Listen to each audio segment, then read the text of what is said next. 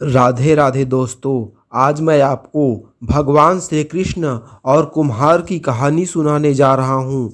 इसे सुनने से 84 लाख योनियों के चक्कर से मुक्ति मिल जाती है। तो एक बार की बात है कि यशोदा मैया प्रभु श्री कृष्ण के उलाहनों से तंग आ गई और छड़ी लेकर श्री कृष्ण की ओर दौड़ी।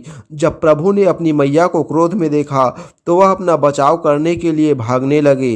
भागते भागते श्री कृष्ण एक कुम्हार के पास पहुँचे। कुम्हार तो अपने मिट्टी के घड़े बनाने में व्यस्त था, लेकिन जैसे ही कुम्हार ने श्री कृष्ण को देखा तो वह बहुत प्रसन्न हुआ।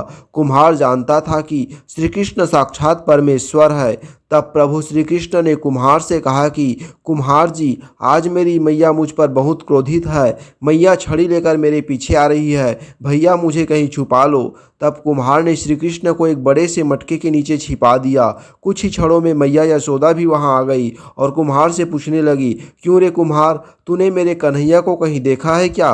कुम्हार ने कह दिया, नहीं मैया, मैंने कन्हैया को नहीं देखा। श्री कृष्ण ये सब बातें बड़े घड़े के नीचे छुप कर सुन रहे थे।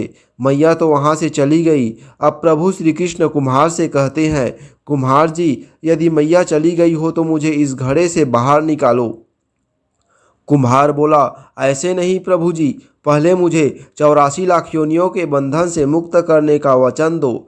भगवान मुस्कुराया और कहा, ठीक है, मैं तुम्हें 84 लाख योनियों से मुक्त करने का वचन देता हूँ। अब तो मुझे बाहर निकाल दो। कुम्हार कहने लगा, मुझे अकेले नहीं प्रभु जी, मेरे परिवार के सभी लोगों को भी 84 लाख योनियों के बंधन से मुक्त करने का वचन दोगे तो मैं आपको इस घड़े से बाहर निकालूंगा। प्रभु जी कहते हैं, चलो ठीक है, उनको भी 84 लाख योनियों के बंधन से मुक्त होने का मैं वचन देता हूँ। अब तो मुझे घड़े से बाहर निकाल दो। अब कुम्हार कहता है, बस प्रभु जी, एक विनती और है, उसे भी पूरा करने का वचन दे दो तो मैं आपको घड़े से बाहर निकाल दूंगा। भगवान बोले, वो भी बता दे, क्या कहना चाहते हो? कुम्हार कहने लगा, प्रभु जी, जिस घड़े के नीचे आप छुपे हो उसकी मिट्टी मेरे बैलों के ऊपर लाद के लाई गई है। मेरे इन बैलों को भी 84 के बंधन से मुक्त करने का वचन दो। भगवान ने कुम्हार के प्रेम पर प्रसन्न होकर उन बैलों को भी 84 के बंधन से मुक्त होने का वचन दिया। प्रभु बोले, अब तो तुम्हारी सब इच्छा पूरी हो गई, अब तो मुझे घड़े से बाहर निकाल दो। तब कुम्हार कहता है, अभी नहीं भगवान, बस एक अंतिम इच्छा और है, उसे भी पूरा कर दीजिए। और वो ये है, जो भी प्राणी हम दोनों के बीच के इस संवाद को सुनेगा उसे भी आप 84 लाख योनियों के बंधन से मुक्त करोगे। बस यह वचन दे दो तो मैं आपको इस घड़े से बाहर निकाल दूंगा। कुम्हार की प्रेम भरी बातों को सुनकर प्रभु श्री कृष्ण बहुत खुश हुए और कुम्हार की इस इच्छा को भी पूरा करने का वचन दिया।